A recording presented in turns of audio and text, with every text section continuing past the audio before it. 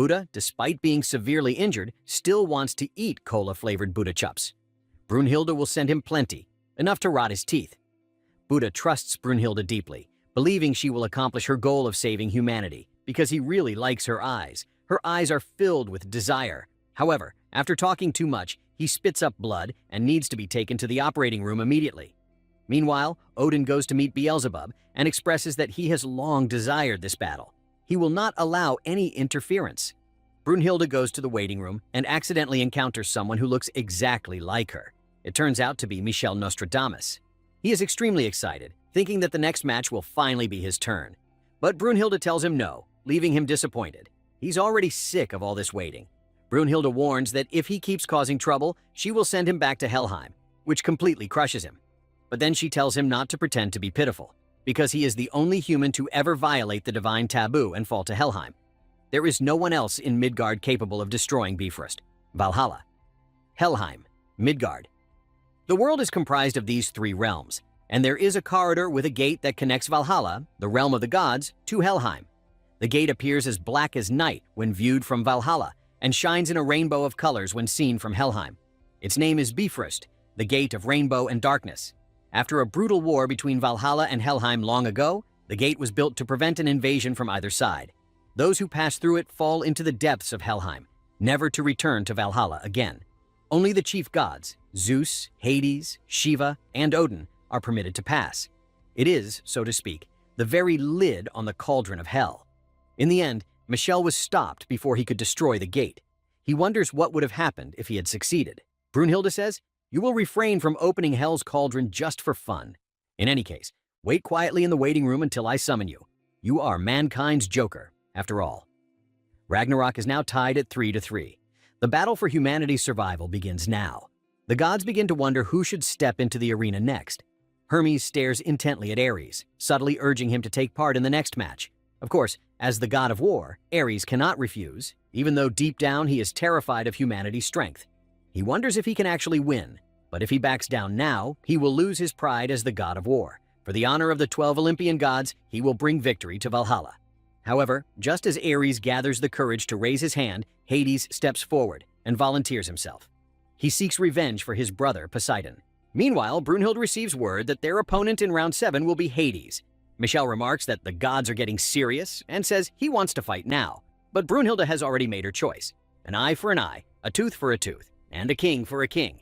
The only one who could ever defeat the king of Helheim is this man, the king of the beginning of all things.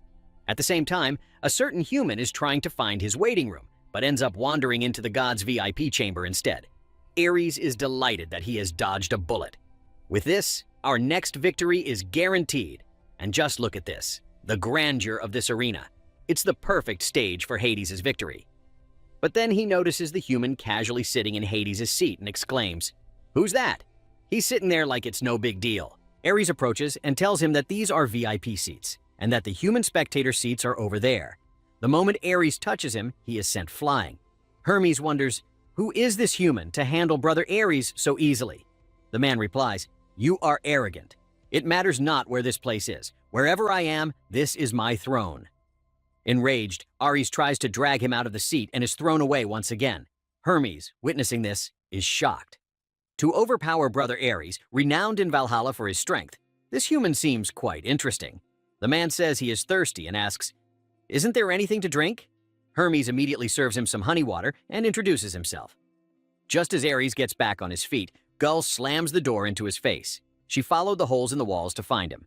"I told you countless times not to leave the waiting room on your own. Not to mention you filled the passageway walls with holes." The man replies, "Not a problem. Wherever we tread, there lies a road."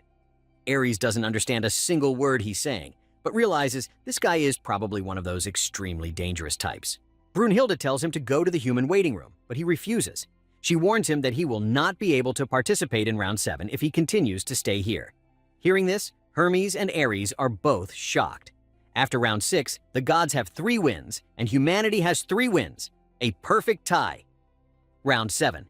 Another absolutely insane matchup is upon us. First, the human fighter is this man. Huh? He's not coming out? Some strange figures are running toward the god's entrance. They are emperors from China. Gull shouts, "Before Qin Shi Huang, a path appears. The path of the emperor has been laid out." The announcer begins the introduction. Everything began with this man. He swiftly subdued and eliminated the 6 kings of the fractured warring states.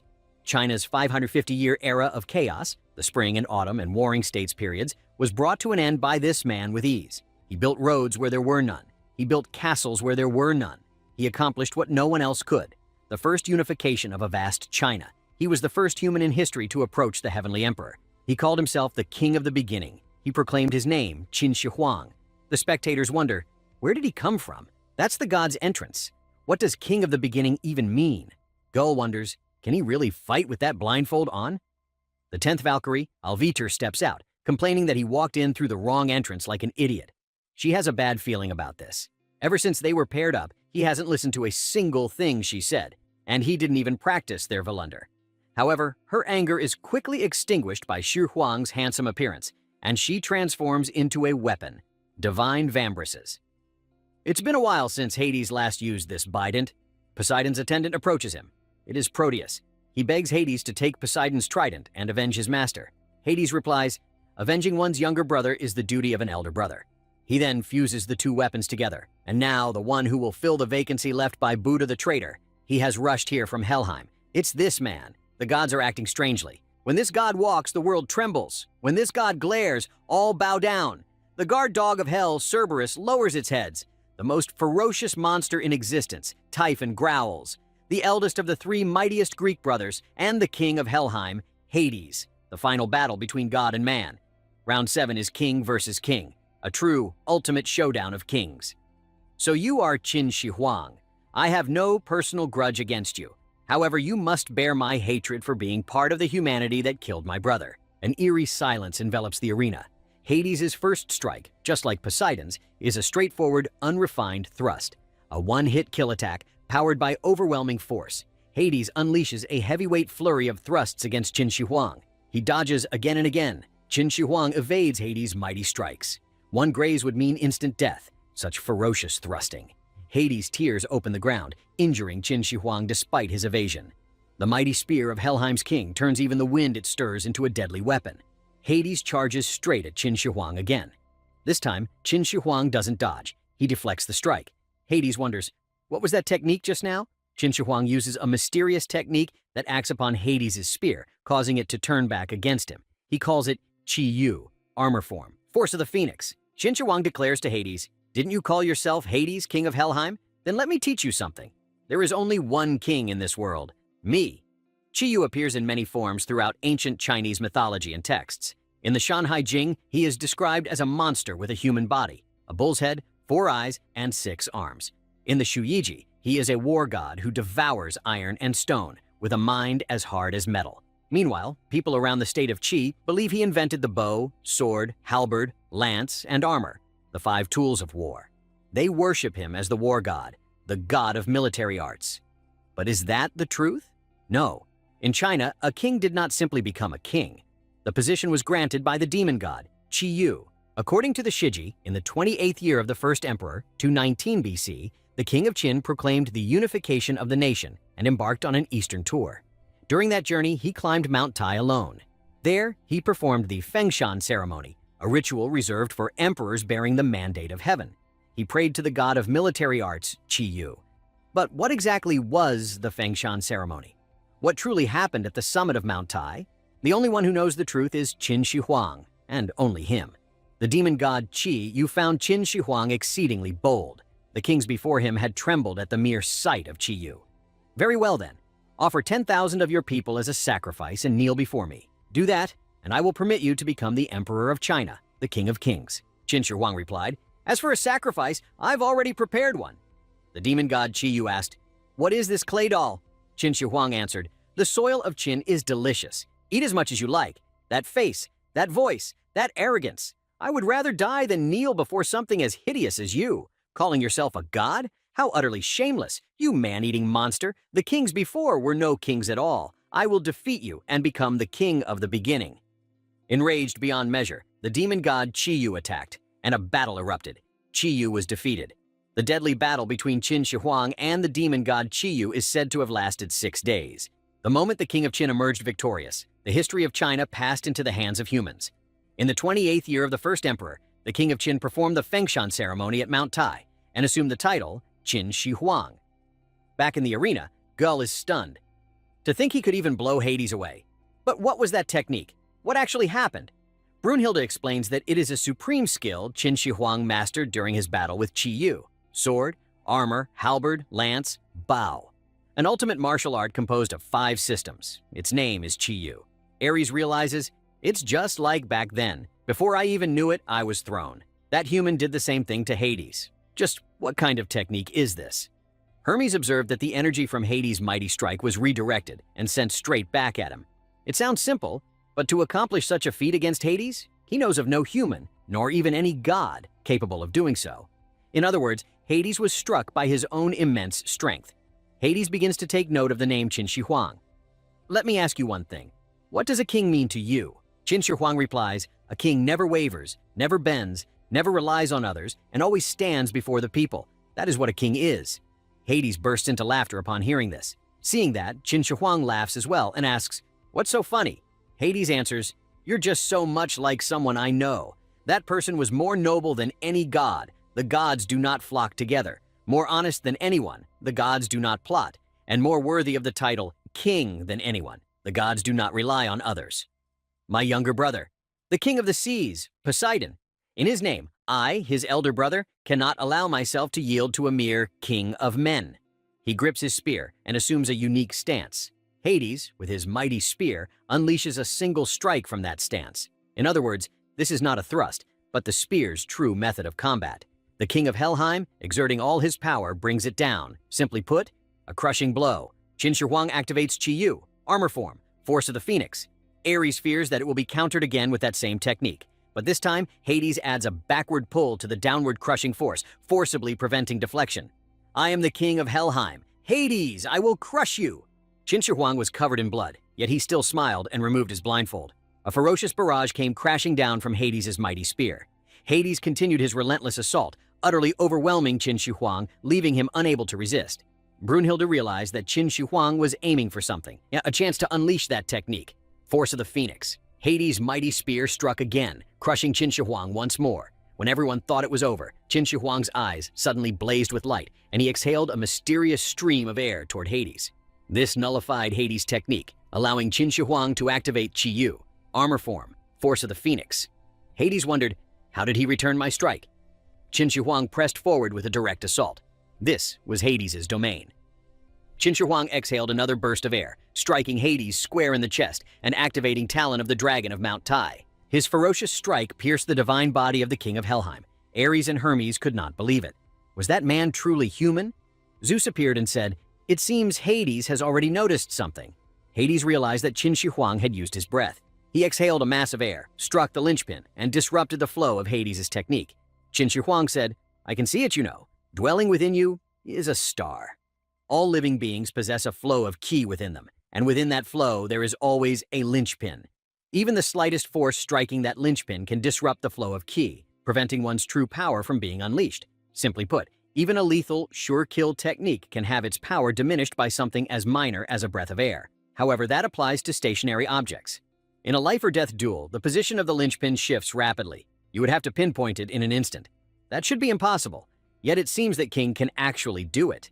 The linchpin is what Qin Shi Huang calls the star. He aims for the star, strikes it with a mass of air, and disrupts the ki. That is the secret technique of Qi Yu itself. Gull wonders, if Qin Shi Huang can see the star, then why is he covering his eyes? Brunhilde explains that when one gains an extraordinary ability, they lose something in return. That is the nature of humanity. Qin Shi Huang bears a wound in the exact same spot where Hades was struck. This is why he hates fighting with these eyes. He can even feel the pain of others. And precisely because he knows the pain of others, he is the greatest king. That child was the most cursed prince in history. In 260 BC, during the Battle of Changping, it is said that the Qin general Bai Qi buried alive a vast number of Zhao soldiers. According to the Shiji, the number was 450,000. The following year, Zichu, a Qin royal held hostage in Zhao, had a child with a Zhao dancing girl, born in enemy territory. That child was none other than Yingzheng, who would later become Qin Shi Huang. However, in 257 BC, his father Zichu returned to Qin alone. Abandoned by his father at just 2 years old and neglected by his mother Zhaoji, Yingzheng grew up without care. King Zhaoxiang of Qin invaded Zhao and laid siege to its capital, Handan. Yingzheng was abandoned even by his own country. 5 years later, Yingzheng aged 7, later Qin Shi Huang. Even after Qin's siege, Zhao continued to treat Yingzheng as a hostage. Bearing the full weight of the Zhao people's hatred, he was kept under strict surveillance, neither allowed to fully live nor to die. One day, a young woman came to see him. She introduced herself as Chun Yan, his new live-in caretaker and bodyguard. She was dissatisfied with the shabby house, and especially with the smile on Yingzheng's face. Kids your age are supposed to get angry or cry easily, but you just keep smiling. It's creepy. Yingzheng didn't know what else to say except apologize and continue smiling.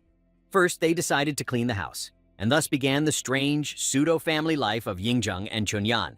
While Yingzheng and Chunyan were buying food at the market, Chunyan wanted to buy him a cake. Suddenly, the vendor became furious and threw the cake onto the ground.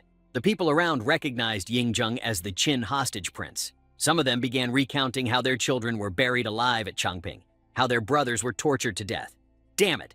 If the Zhao king allowed it, we'd kill him ourselves. Yingzheng bows his head and apologizes to everyone, wearing that strange smile. That night, Yingzheng feels exhausted and decides to go to bed early. By chance, Chunyan pulls at his clothes and reveals the wounds on his body. She asks where those injuries came from. Yingzheng isn't sure when it began, but whenever he sees someone injured or senses hatred, wounds appear all over his own body. This condition is called mirror touch synesthesia. For example, when someone touches their cheek, you feel as though your own cheek is being touched. This phenomenon, where one experiences the sensations of others through sight as if they were their own, is known in neurology as mirror touch synesthesia. The symptoms vary widely. In Yingzheng's case, the wounds he sees on others manifest as pain on his own body. Furthermore, having been exposed to the intense hatred of the Zhao people since birth, he developed severe symptoms, perceiving that hatred itself as physical pain. Yingzheng says, "It's okay. It's just pain, and wounds heal with time. It's only natural for the Zhao people to hate me, so this pain is my punishment." Yingzheng's smile. This was something a mere 7-year-old developed instinctively to soften the searing hatred directed at him. It was armor forged from sorrow. Yingzheng hopes that one day they will forgive him. Chunyan angrily shouts, "Why the hell are you grinning like that? Why don't you get angry? Why don't you hate those people? That incident, the Changping incident, you bear no responsibility for it. You're being hurt unfairly, so stop holding it in.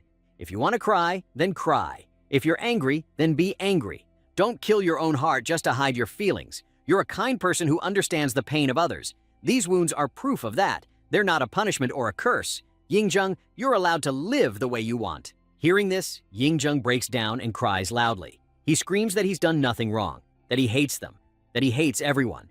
That day, Yingzheng expressed his own emotions for the first time in his life. The next morning, Chunyan gives him a blindfold. She thinks that maybe covering his eyes might ease the pain a little. Chunyan becomes someone whose presence causes Yingzheng no pain at all. During his days with Chunyan, Yingzheng begins to laugh from the heart and grows happier and happier. Those are the first truly happy days he has ever known. However, 2 years later, the Qin kings Zhaoxiang and Xiaowen die in succession.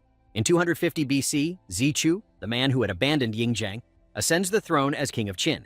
Yingzheng becomes the crown prince with the primary right of succession and is permitted to return to Qin.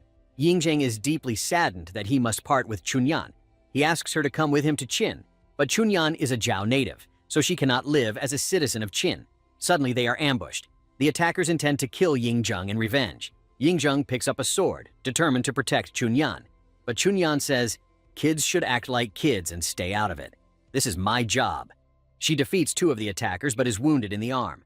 The remaining man stabs her from behind and prepares to finish Yingzheng. With the last of her strength, Chunyan manages to save him.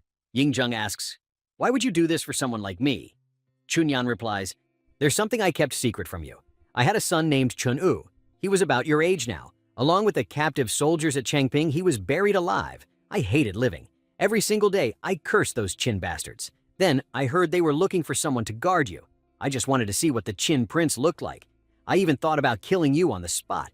I was just like the villagers, looking for an outlet for my hatred and revenge. But none of that matters anymore.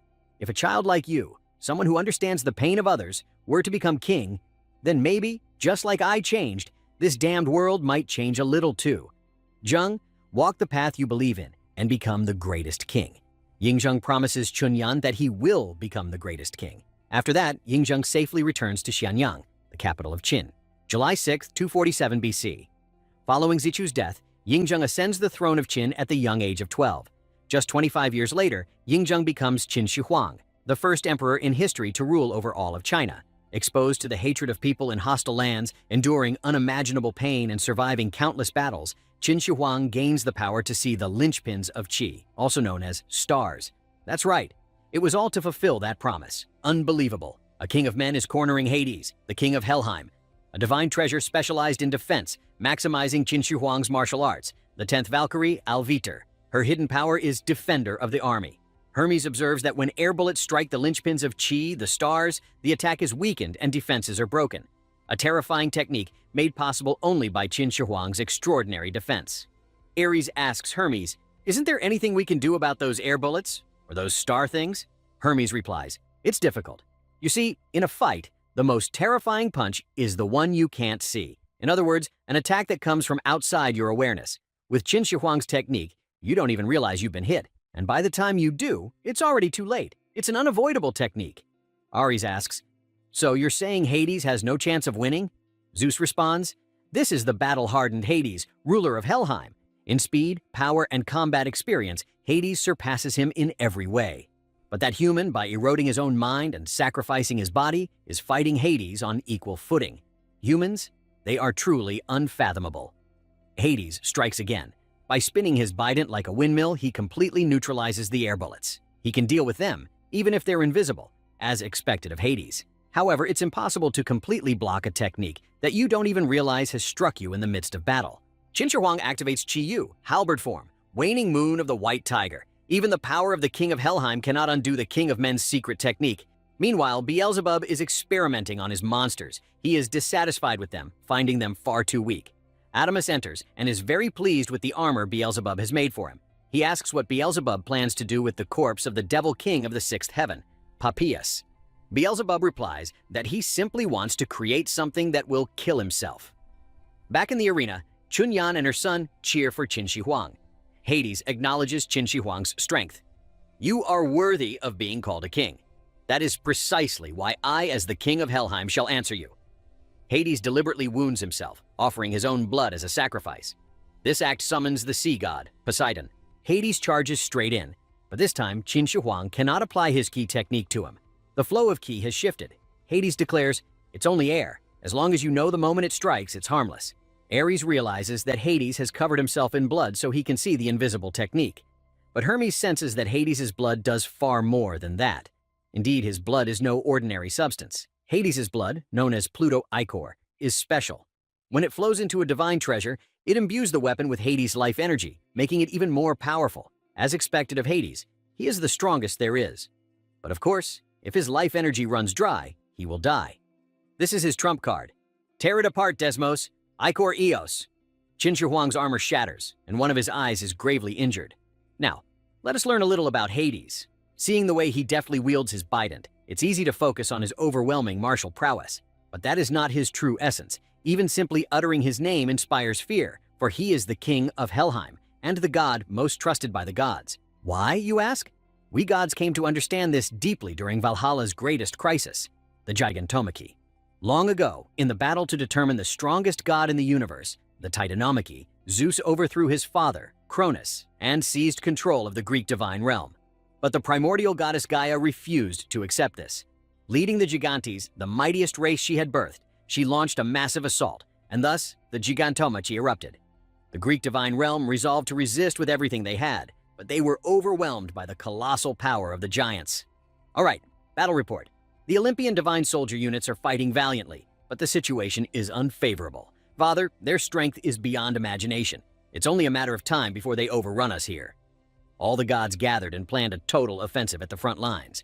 However, Hades received urgent news. The Titan gods had begun advancing from Tartarus, the deepest part of Helheim, a prison for horrific gods shrouded in death and darkness. Amid the chaos of the Gigantes' invasion, the Titan gods under Cronus, who had been imprisoned, were set free. It was a pincer attack by the mightiest of enemies, signaling the imminent destruction of Valhalla. Without a word, Hades left alone for Helheim to deal with the threat himself. After the frontline battle ended, the Greek gods emerged victorious in the Gigantomachy. Poseidon asked where Hades was, only to learn that he had been fighting alone in Helheim. Poseidon went to find him and discovered that Hades had annihilated all of the Titans. He scolded Hades for being so reckless. Hades replied, "As an elder brother, it's only natural to protect one's younger brothers." Poseidon didn't say thank you, but for the first time, he called Hades Big Brother. During the Gigantomachy, Hades single-handedly halted the Titans' invasion, saving Valhalla from total destruction.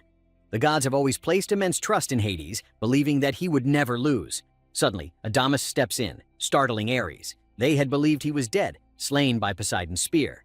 Hermes explains, "Indeed, he was properly dealt with.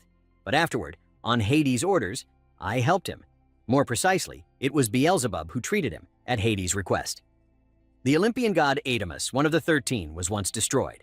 But now, in Helheim, he thrives magnificently as a new god, Adamantine. At last, a single strike from Hades has pierced through the divine vambraces, Qin Shi Huang's ironclad defense. Gull grows deeply worried about Sister Alvitur. The Valkyries offer everything they have, and of course, that power comes at a cost. Alvitur herself has been injured, yet she is more concerned about Qin Shi Huang's wounds than her own. Qin Shi Huang says, "Compared to the pain of others, my own pain is something I can endure endlessly." Kojiro realizes, this is bad. Qin Shi Huang's trump card has been nullified. With his left shoulder injured, he can't use the force of the Phoenix. In other words, he has no way to defend against that god's attacks anymore. Qin Shi Huang himself understands that there is no clear path to victory. He plans to stake everything on the next strike. Alvitur responds to his resolve and gives him all of her remaining power. She transforms into the form of a sword, the sword of Gujian, the first emperor. Bearing the pride of the gods, the king of Helheim hurls himself into battle. Knowing the pain of humanity more than anyone, the king of the beginning fights for his people. Only a king can truly understand the heart of another king.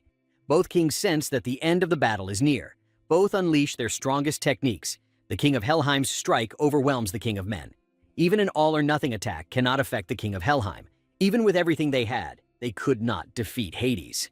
Qin Shi Huang smiles. Because he has seen the stars, he rises to continue the battle. Chunyan cries out to him, "You've done enough! You fought so well! Don't stand up anymore!" But Qin Shi Huang declares, "A king never wavers, a king never bends, a king never relies on others, a king never gives up." Qin Shi Huang rises again on the brink of death. He has lost his left arm, everything is fading, yet still he stands. What is it that drives this man to rise once more? The crowd erupts in cheers for Qin Shi Huang. That's the true form of a king! He can hear them, the voices of the people. He has been fighting ever since then to become the greatest king. Qin Shi Huang's eyes have not given up yet. Both gods and humans understand. The next move will be the final strike of Round 7 of Ragnarok. The one to move first is the king of Helheim. A tremendous Desmos thrust, imbued with every last drop of Hades' life energy. A blow so powerful it could annihilate anything it touched. Met head-on by the king of men, without hesitation. Qin Shi Huang withstands it and activates Qi Yu. Armor form. Force of the Phoenix. But this time, he uses the technique with a sword. Everyone prepares for the end. Everyone except the king of the beginning. Then, astonishingly, he strikes the star of Desmos. The power of Desmos crumbles. His life began from despair. It began from the end. Chunyan taught him that a king is someone who is born from the end and brings forth new beginnings. He activates Qi Yu, sword and armor form, shattering Hades' spear. Hades apologizes to his younger brothers. This time, he has truly failed to keep his oath. The winner of Ragnarok, Round 7, is Qin Shi Huang. Qin Shi Huang expresses his deep gratitude for having been able to speak with Hades, calling him both a friend and an older brother. The king of Helheim, Hades, is defeated. Faced with an outcome no one could have predicted, both the defeated gods and the victorious humans are left speechless. An unbelievable upset. The one who won the ultimate showdown between kings is the king of the beginning, Qin Shi Huang. Alvitur returns to her human form. She realizes this is nothing short of a miracle. Both of them are still alive. Qin Shi Huang collapses to the ground from exhaustion. Adamas is furious. He doesn't give a damn about this stupid game or its rules. He'll kill whoever he wants, however he wants. The final battle between God and man, Ragnarok. With humanity's consecutive victories in rounds 6 and 7, the score now stands at 3 wins to 4 losses. In an impossible turn of events, the gods now trail behind humanity. For the fateful round 8, the arena is currently undergoing repairs. Please wait a little longer for the heated battles to resume. Meanwhile, Alvitur and Qin Shi Huang are receiving medical treatment. Gull can hardly believe it, that Qin Shi Huang defeated even Hades and seized the lead from the gods. Adamas goes to Brunhilde and asks where Qin Shi Huang is. However, Brunhilde refuses to answer. Enraged, Adamas attempts to kill Brunhilde. Fortunately, Beelzebub stops him, saying, "If Brunhilde dies now, Ragnarok will end." That would ruin his enjoyment. Adamas is forced to leave, as there is nothing else he can do, no matter how much he wants revenge for his brother Hades. Brunhilde thanks Beelzebub, but Beelzebub warns her to be careful, because both he and the other gods harbor a desire to slaughter humanity. On a peaceful grassy field, the Buddha was lying down, sucking on candy, yet the pain from his many wounds kept throbbing. Knowing that he was hiding here, Kintoki came to urge Shakyamuni to return to the medical ward to rest and recover. In truth, Kintoki knew full well that the Buddha would refuse no matter what, so he brought along a large amount of candy for him. The Buddha lay there and asked Kintoki to do him a favor, to investigate someone powerful enough to shake Ragnarok itself, also known by the title, the Dragon-Slaying Hero. Hermes composed a requiem dedicated to Lord Hades. The moment the music ended, he was met with enthusiastic applause from Beelzebub.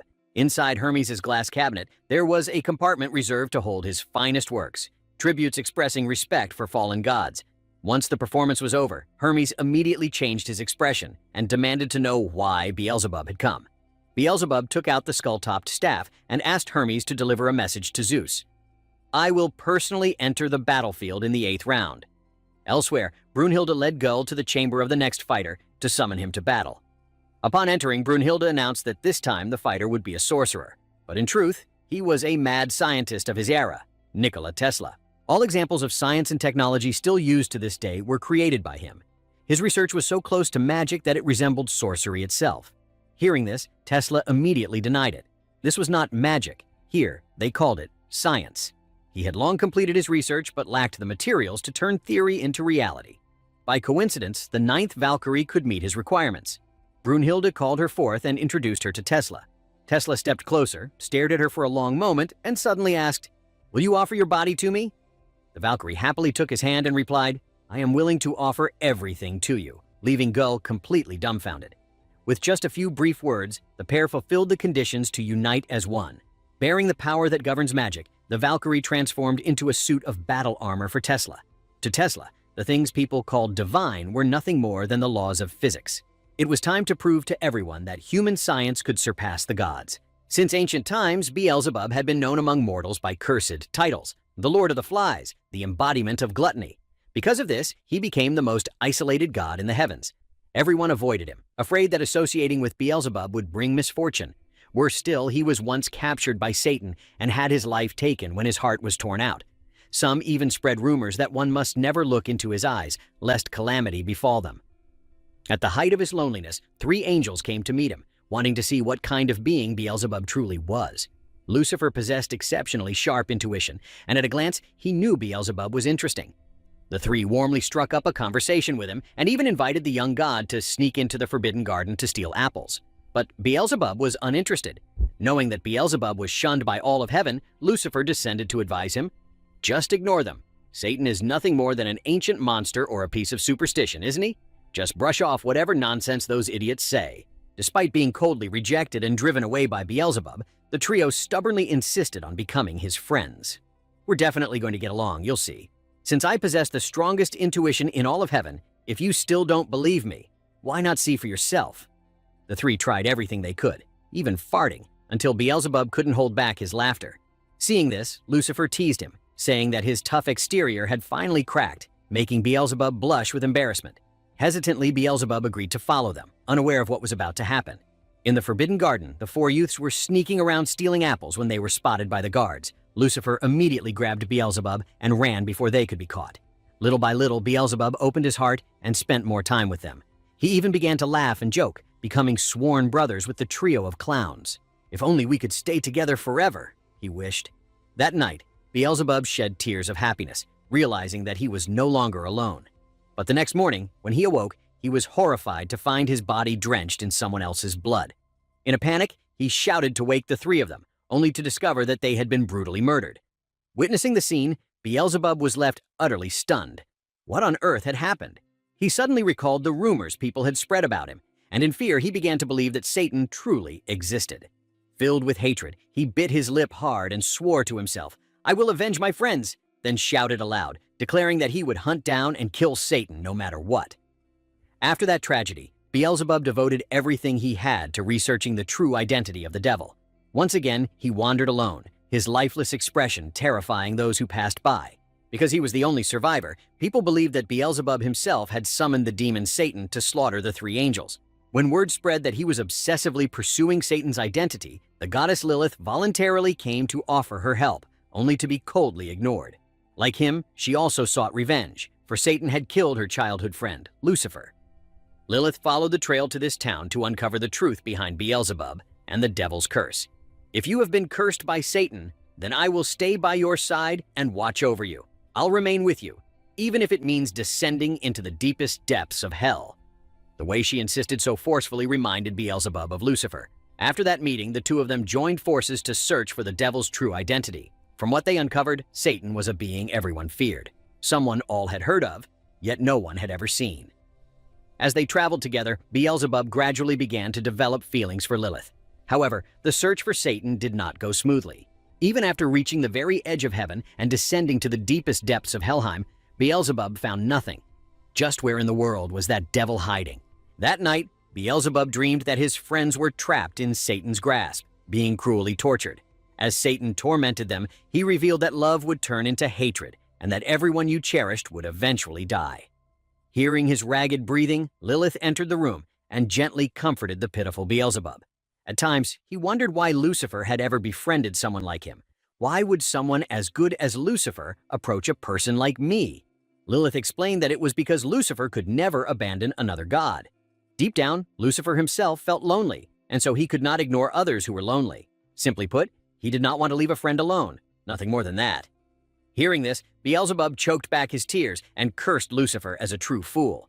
He tightly embraced Lilith and swore, "I will avenge everyone. From this moment on, no matter what happens, I will protect you." In the midst of that happiness, Beelzebub suddenly drifted into sleep, only to be awakened by Lilith's voice, and then to realize in horror that he had committed something he would never forget for the rest of his life.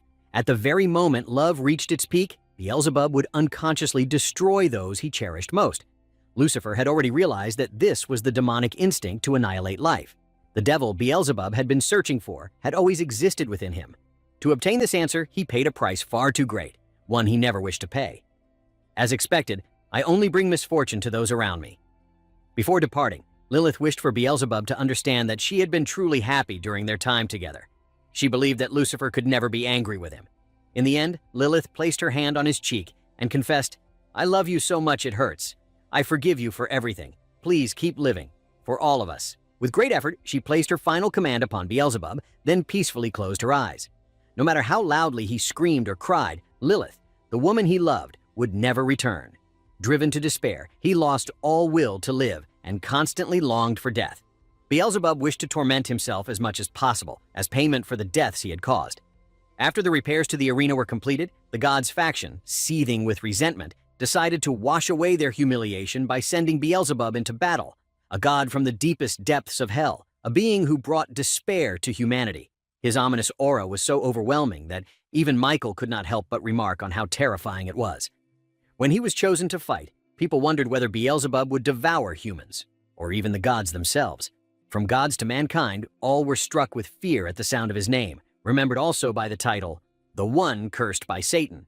Yet despite selecting him as their fighter, the gods' faction displayed a strangely blatant contempt toward Beelzebub. At the exit of the human faction, not a single figure appeared, leaving Heimdall momentarily bewildered.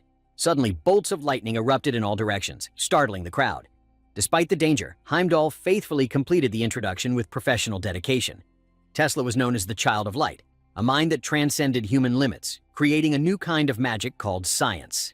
A man who turned imagination into reality, who pushed humanity closer to the gods themselves. Clad in his ultimate armor, Tesla proudly soared straight into the arena, leaving the entire stadium in awe.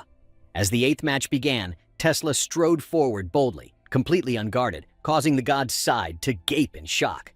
After observing from every angle, he was slightly surprised. The Lord of the Flies did not look quite as he had imagined. "This match promises to be very interesting to study," Tesla remarked. Hearing this, Beelzebub felt only regret.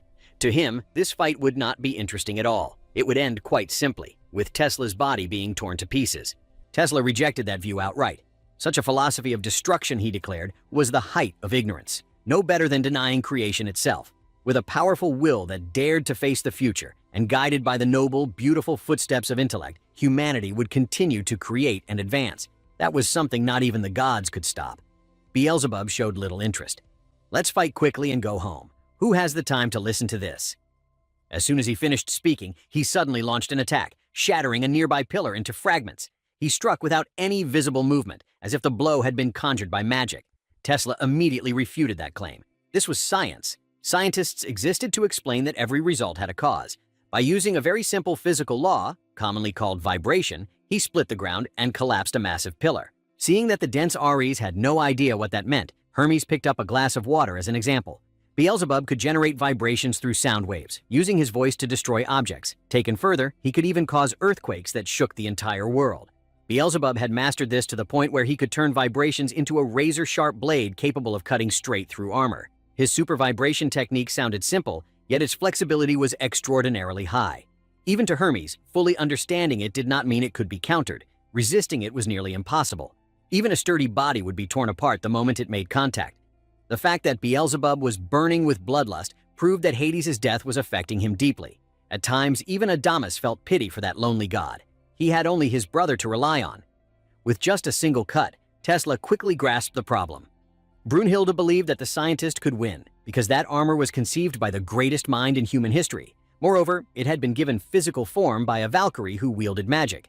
Tesla charged forward in an instant to counterattack, unleashing a flurry of punches with astonishing destructive power, forcing Beelzebub to dodge. The life energy of a Valkyrie had been converted into ultra-high voltage within the super armor, allowing Tesla to release plasma electromagnetic punches. To be honest, many scientists thought the name Tesla gave this technique sounded rather corny. But in terms of power, there was no denying how terrifying it was. Hearing this, everyone grew excited upon learning that a single punch could crush even a god. Tesla himself, however, felt a bit disappointed. If it failed to hit, it was nothing more than a smoking toaster. Regaining his confidence, he continued to charge forward, determined to prove to all that science could reach the realm of the gods. After so many efforts, one punch finally landed. The blow was powerful, yet it was nothing compared to Beelzebub's infernal defense. More precisely, a wall of vibrations. Beelzebub activated the technique Fallen Angel of Gluttony. Tesla did not waver in the slightest, proudly countering with a double electromagnetic plasma punch. Suddenly, Beelzebub's sound vibrations spiked sharply, catching Tesla completely off guard. The result was a direct collision with the massive wall of vibrations, causing his armor to malfunction.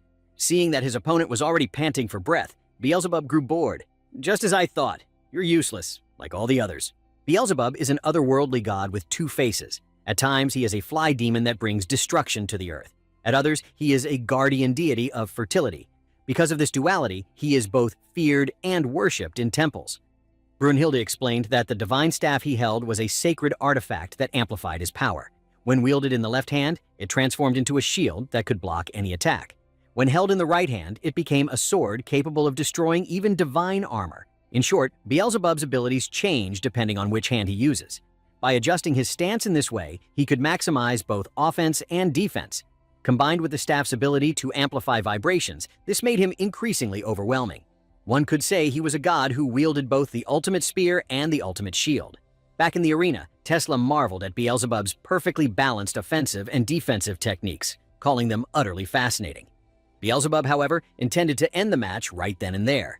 Tesla began uttering incomprehensible words, leaving Beelzebub confused. "What exactly are you trying to say?" Tesla looked up at the sky with a satisfied expression and replied that it was probably almost full. Sensing that the timing was right, the scientist solemnly introduced the evolution and true value of humanity. As he spoke, he created a prison meant for the gods, throwing the divine faction into confusion. A cage of electricity, so fantastical that Goal thought she was trapped in an optical illusion. Seeing Tesla floating freely within that space, scientists everywhere erupted in overwhelming joy. How beautiful Tesla's science truly was. Once inside this prison, Beelzebub would no longer be a god. From this moment on, the stage would belong to Tesla. After Tesla's death, many of his unpublished research papers were seized by unknown parties. Among the super scientific weapons he had devised was something called an anti-gravity system. Due to the technological limitations of his era, constructing it had been impossible. But now, it had become reality. Seeing Beelzebub's interest, Tesla warned him not to be too eager. There were still many wonderful features inside this prison. After the introduction, Tesla charged forward, attacking with even greater power than before. Following that thunderous assault, he successfully wounded Beelzebub, forcing the god to reassess him. Witnessing this, Ares could not help but wonder how a mere human could move so fast. In short, the anti-gravity device allowed Tesla to move at astonishing speed. As the explanation ended, Tesla suddenly appeared right beside Beelzebub, making him instinctively step back in shock. He raised his staff to block, but Tesla kept appearing behind him. Fortunately, Beelzebub reacted quickly enough to erect his shield in time. The reason Beelzebub was still injured was because the defensive vibrations had not been fully deployed. Loki remarked that if Beelzebub continued to maintain this kind of formation, he would lose. Beelzebub abruptly switched hands and went on the offensive, catching Tesla by surprise. Tesla had not expected him to counterattack at such a moment. Seeing Tesla lose his balance, Beelzebub immediately unleashed the fallen angel technique to finish the fight. In response, Tesla smiled and leapt far away, leaving the entire arena stunned. He casually dodged the attack in a bizarre posture, then spun around and countered with a surprise electromagnetic punch. Struck by the blow, Beelzebub spat blood and could no longer maintain his defensive barrier. Watching his opponent struggle to defend himself, Tesla grew excited. As expected, "No one can predict my super step," he laughed loudly. Even Zeus had to admit that this movement ability was truly troublesome. As long as Tesla remained within this prison, he could move freely at the speed of light. He even deliberately missed attacks to deceive Beelzebub. Since Beelzebub was holding the staff in his right hand, he certainly could not block Tesla's swing. Gull naively rejoiced, thinking the battle was already over, only to see that Beelzebub had blocked the blow. Though he disliked that gloomy god's personality, even Adamus had to admit that Beelzebub's combat instincts were terrifyingly sharp. According to theory, the outcome of the match should already have been decided, but Zeus sensed that something was not right. Indeed, although Beelzebub had blocked the punch, that did not mean Tesla had been figured out. To him, science always advances. There is never an endpoint. Saying this, he activated his armor to show the gods what human ingenuity truly meant. In a fleeting instant, Tesla shifted behind Beelzebub, leaving him no time to react. 9 months after the great scientist Tesla died, his final research was used to carry out a top-secret experiment. On a destroyer equipped with a high-output power core, engineers ran an extremely high voltage through the hull, hoping to make the ship invisible to radar. However, the moment the system was activated, an incredibly powerful magnetic field enveloped the vessel, and it vanished from radar before the eyes of the entire crew. More than 300 kilometers away, the massive ship suddenly appeared offshore, terrifying local fishermen. A lieutenant who witnessed the event later trembled as he reported that the so-called radar stealth experiment was a lie. He had seen with his own eyes that the ship had teleported instantaneously. Although the experiment was technically a success, the interior of the displaced ship turned into hell. 13 people died or went missing, and the 6 survivors were driven insane. After the incident, high-ranking Naval Command decided to bury the research forever. What seemed like a failed experiment was, in fact, exactly what Tesla had always hoped for. He had succeeded in teleporting behind his opponent, smashing through the defensive barrier and blasting Beelzebub backward. The entire arena erupted in astonishment. Was this science as well? Even veteran fighters were stunned by such godlike speed. The old man insisted that the scientist had not moved at all. He had clearly vanished. Even Hermes was at a loss for words, unable to explain it to Ares. What everyone was witnessing was called Tesla teleportation. However, the surprise was that Beelzebub had already identified 3 limitations of the technique. First, it required a charging period before activation. Otherwise, if it could be used again immediately, Beelzebub would have lost in the previous exchange. Second, Tesla's teleportation destinations were limited.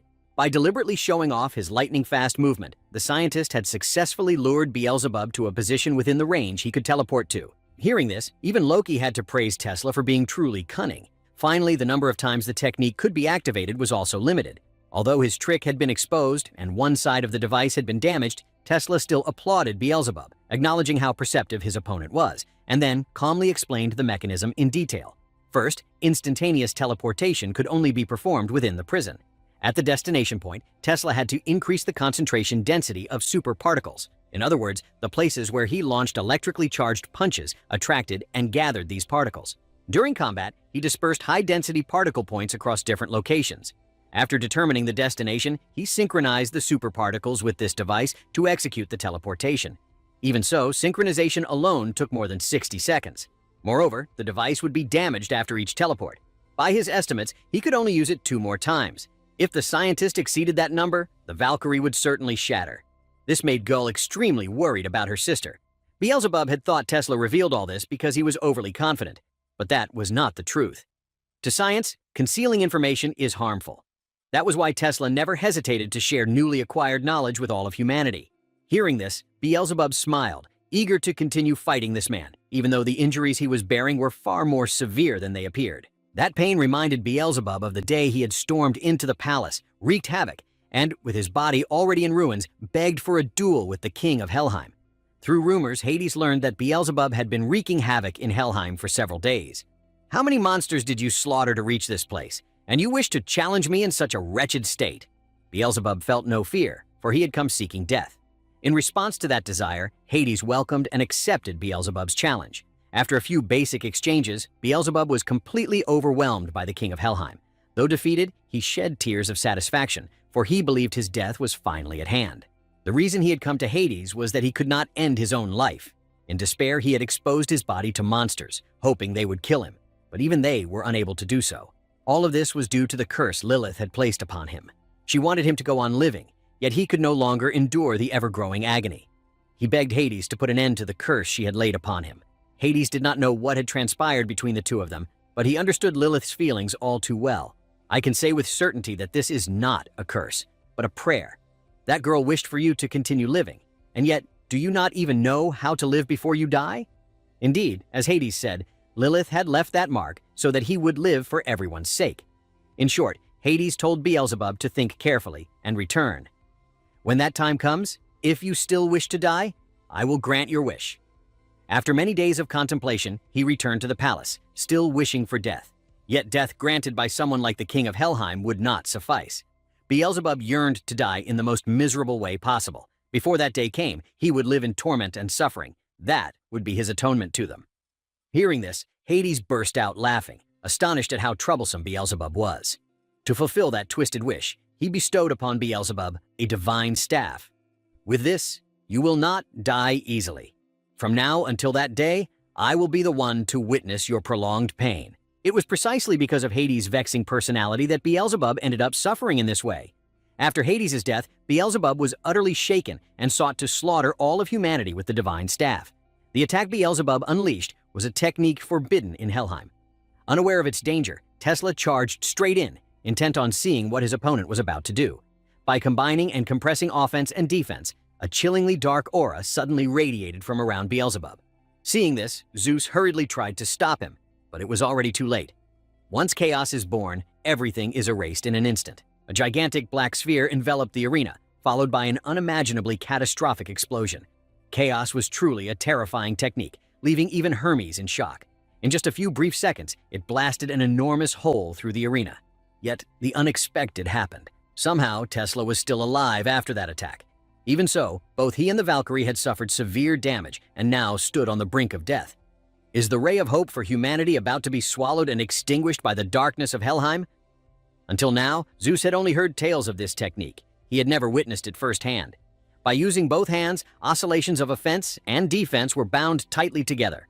These vibrations were compressed and then released in a devastating explosion. Because its destructive power was so overwhelming, the technique had been banned in Helheim. However, the user's body would also be affected and destroyed in the process. To remain standing on the battlefield, Tesla was forced to sacrifice yet another core. More precisely, he had no other choice. Before executing it, the scientist unleashed an electromagnetic punch with instantaneous energy so immense that it burned out one of his cores. Thanks to this, he was able to partially neutralize the demonic attack. As Beelzebub prepared to put an end to the battle, Tesla once again smiled and declared that humanity does not possess something called an ending. When he was young, he was a curious child who often sneaked into secret facilities. One day, Tesla went to his older brother's laboratory to look at the plans for improving the village windmill. In theory, it should have been effective, but his brother was troubled, unsure whether it would truly work. Tesla reassured him, saying that everything his brother did always succeeded. If he wasn't confident, then why accept the job in the first place? His brother had taken on the task simply because it would make everyone happy. Unfortunately, he lacked confidence in this field. If it failed, everyone would surely be disappointed. Contrary to his brother, Tesla believed that such things were necessary. It was precisely those failures that would lead humanity to new discoveries. It was just like the overly salty stew their sister had learned to cook from their mother. At first, it tasted terrible because she kept messing it up. But after learning from her mistakes and cooking it over and over again, it eventually became a dish the whole family loved. In short, failure was the very thing that propelled human progress forward. Hearing this, his brother patted the head of his 5-year-old younger sibling in admiration. "Perhaps one day," he said, "you'll become someone extraordinary.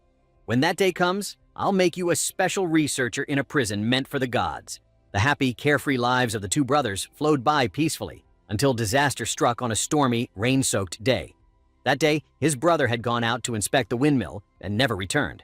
Worried, Tesla rushed outside despite the terrible weather. When he arrived, he saw that the windmill had been destroyed by a lightning strike, and the brother he loved had become its unfortunate victim.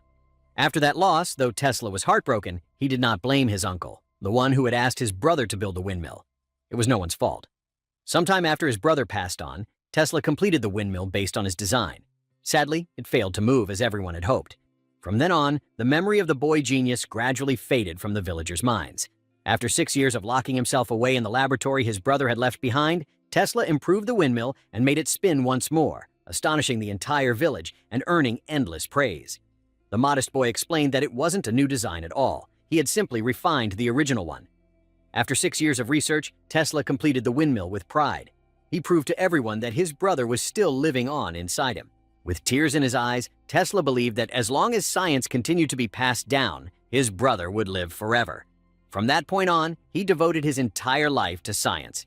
Even after being summoned to heaven, Tesla continued his research. His wholehearted dedication touched the hearts of humanity, bringing many to tears.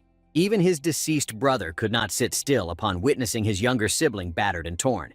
Despite being pushed into a disadvantageous position, Tesla never gave up. As long as science continued to be inherited and advanced, humanity would never fade away. With the full support and backing of the Valkyrie, Tesla confidently erected the prison of the gods once more to face the demon lord again. He went on the offensive, attacking from all directions and forcing Beelzebub to strain himself in defense. Beelzebub's counterattacks rarely hit their mark due to Tesla's incredible speed and agility. Seeing this, Adamus irritably asked why Beelzebub didn't use chaos to end the battle. Zeus thought that was completely impossible, as Beelzebub no longer had the strength to endure the side effects of that technique. After observing for a while, Hermes believed that the instantaneous teleportation was meant to throw the opponent off guard. Normally, Beelzebub possessed superlative battle instincts. After seeing something just once, he would grasp it immediately. Hearing this, Ares thought victory had tilted toward Beelzebub, but Hermes firmly denied it. The truth was that Beelzebub was forcing himself to suppress the pain after enduring chaos, while his opponent still had armor to continue fighting. After a fierce exchange, Tesla carelessly allowed Beelzebub to graze him, leaving him wounded. When he tried to retreat and create distance, he accidentally collided with scattered rocks strewn across the arena.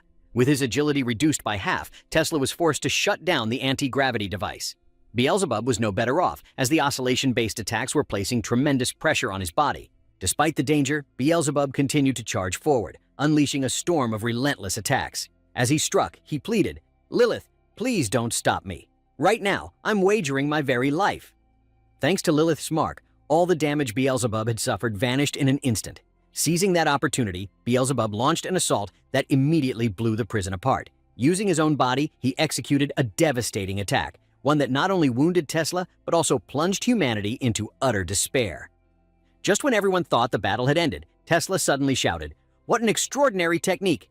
Seeing him so invigorated left both humans and gods in disbelief.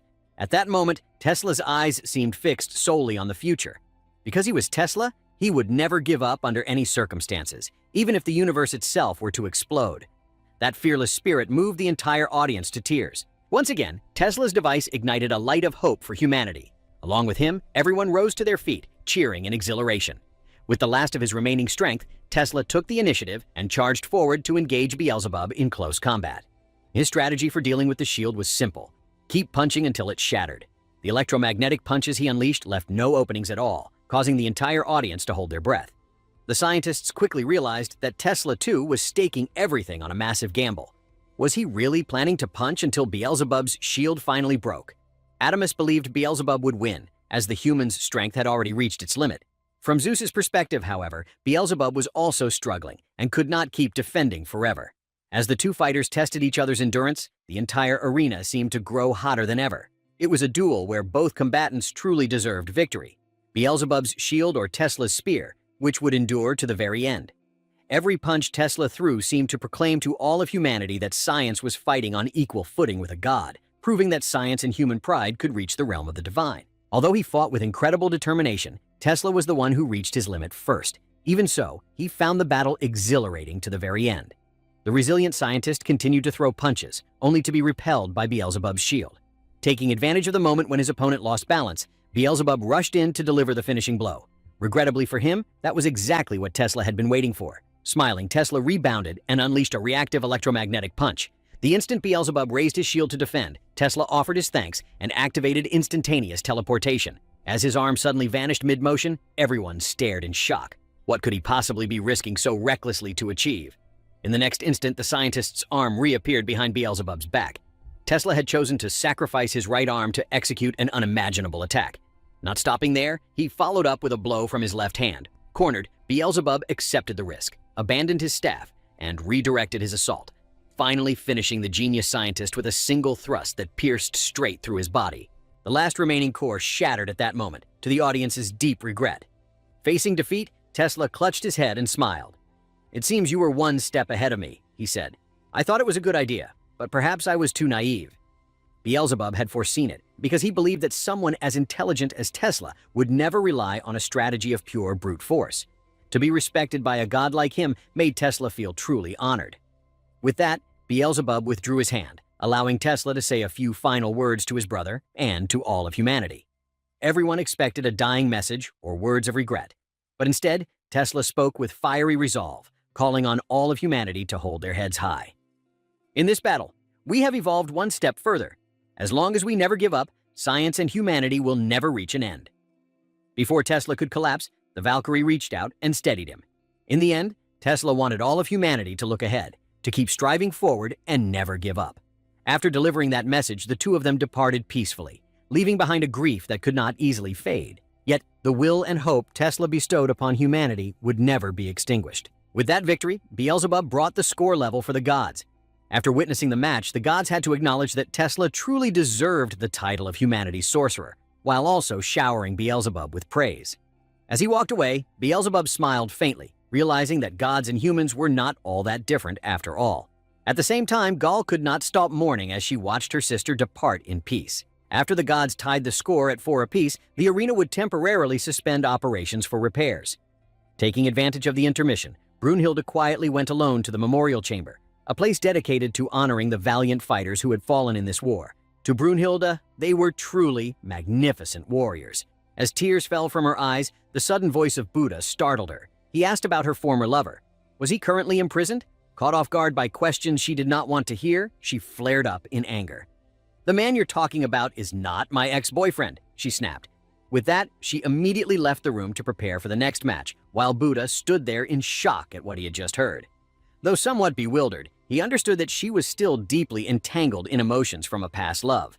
Deep beneath Helheim lay a prison reserved for the most dangerous beings, creatures that could spread terror across the world if they ever escaped. By chance, Siegfried overheard a conversation between two guards and was surprised to learn that the score between the two sides was now tied at 4. Curious, the guards wondered which side a half-human, half-god like him would support in this battle. Fortunately, a colleague stepped in to stop them. Otherwise, they might have forgotten themselves for a moment. The one imprisoned there was extremely dangerous. Under no circumstances were they to speak with him. With no one to talk to, Siegfried often sank into solitude.